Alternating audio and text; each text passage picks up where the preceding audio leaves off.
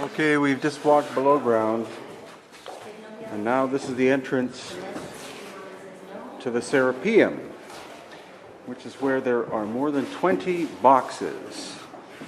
The boxes are made of hard stone. Each one weighs more than 50 tons, and that's being very conservative. So as you can see, it's hewn. This area is hewn out of the bedrock.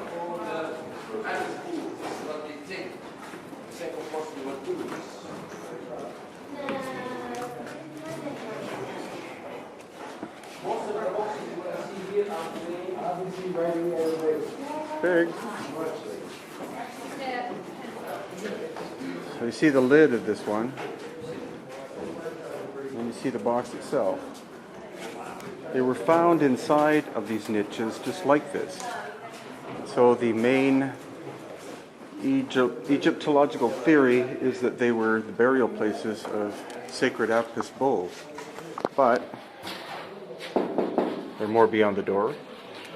But what's intriguing is the interior of the box, because the precision is supposedly very 21st century, or at least 20th century. Look at the scale of this.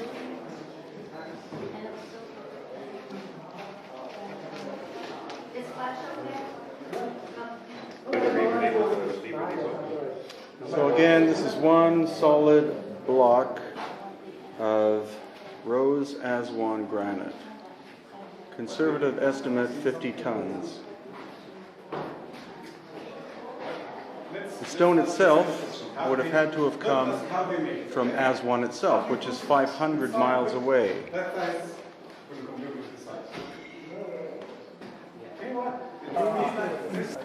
So this is inside the Serapeum.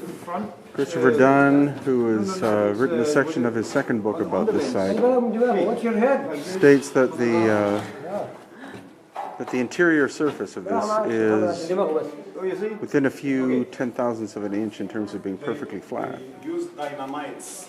August Maria used dynamites to make this.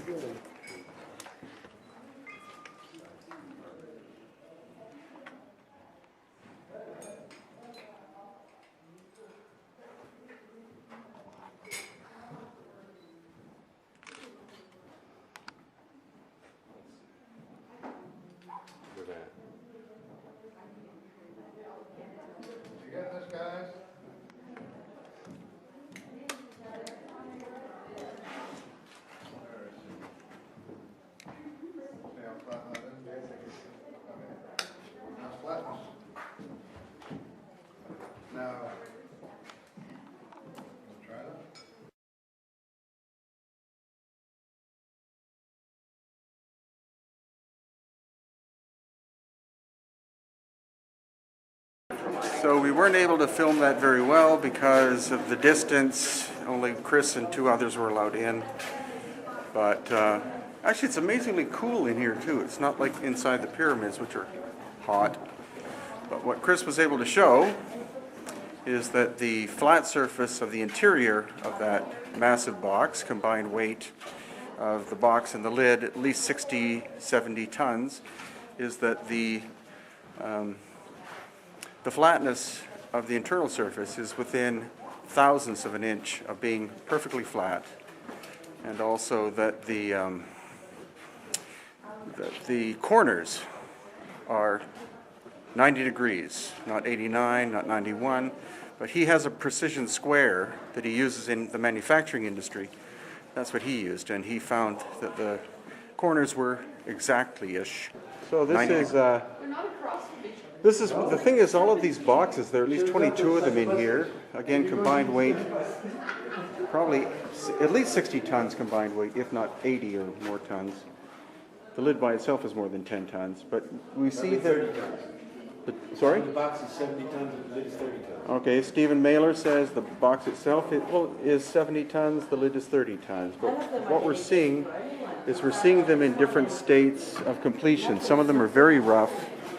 That one is quite glossy smooth, but the ultimate one is supposedly right down here at the end. And we can go down and see it close. And we can go down and see close, which is what we want. Whoa. Oh, here we go. Here you get the great example of what you want to show that these markings couldn't possibly be original. Oh, Couldn't possibly be original.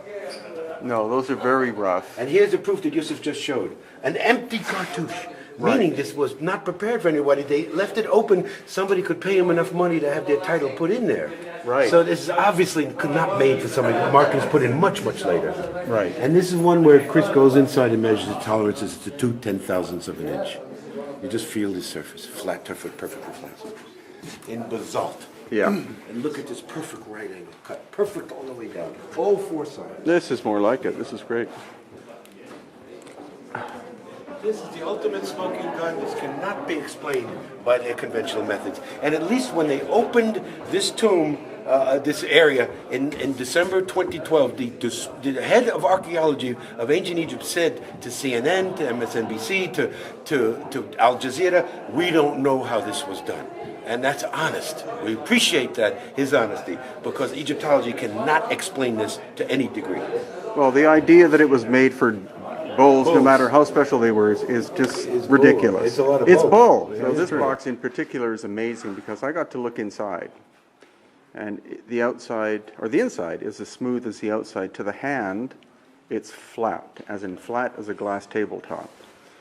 And how could that have possibly been achieved when it is at least 6 feet tall, it is at least 10 feet long, and at least 6 feet wide, and at least 15 inches thick, and the lid is solid and weighs much more than 10 tons. How could they have moved that block of stone from the quarry at Aswan? How could they have shaped it? How could they have brought it down into its niche? And again, there are at least 22 of them here. There are supposedly other chambers beyond in that direction, possibly vertically down as well. What was the function of these incredible stone boxes?